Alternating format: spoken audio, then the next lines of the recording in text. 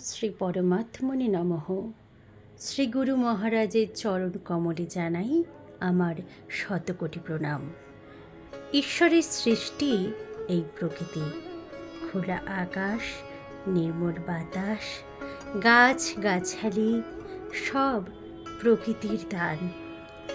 প্রাচীন ঋষিরা এই প্রকৃতির পাঠশালাতেই অষ্টাঙ্গ যোগ সাধনা করেছেন। ধর্মের প্রথম সোপান জীবে দয়া ও অহিংসা, সত্যের পথে চলা।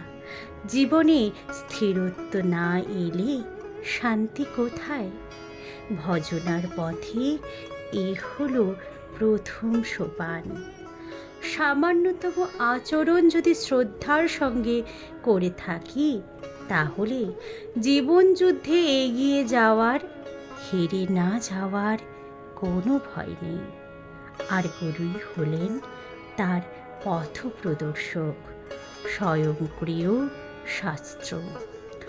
শুরু করছি পরমহংস জ্ঞানানন্দ মহারাজ রচিত গিরিনির্ঝর কাব্যগ্রন্থের অন্তর্গত প্রথম খণ্ডের দীর্ঘই বিভাগের 14তম কবিতা, ঈশ্বর তোমার পাঠশালা।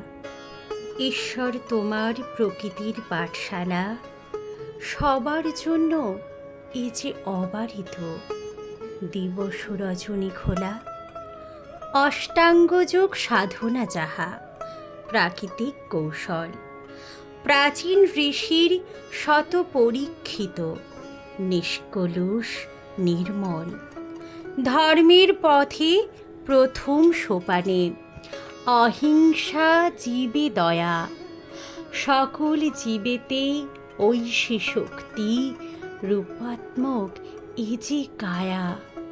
সত্যের পথ বড় দুর্গম, ক্ষুরধার সমতুল্য, তথাপি তাহাকে ধারণ করিলে জীব পায় মহামূল্য। স্থিরত্ব ছাড়া কে শান্তি পাবে গো? না ভোজি পাইবে গোপাল। ভাগ্য জাগানোর এ যে মহাব্রত, বিকাশ হয়েছে কপাল। সামান্যতম আচরণ যদি শ্রদ্ধার সাথে করে, মানব জীবন যুদ্ধে কদাপি কেহ তা যায় না হেরে। আশা আর চাওয়া হতে নিষ্কৃতি পাইবার মহা অস্ত্র। জগৎ গুরু সম পাঠশালায় যে স্বয়ংক্রিয় শাস্ত্র। হরি ওম তৎসৎ।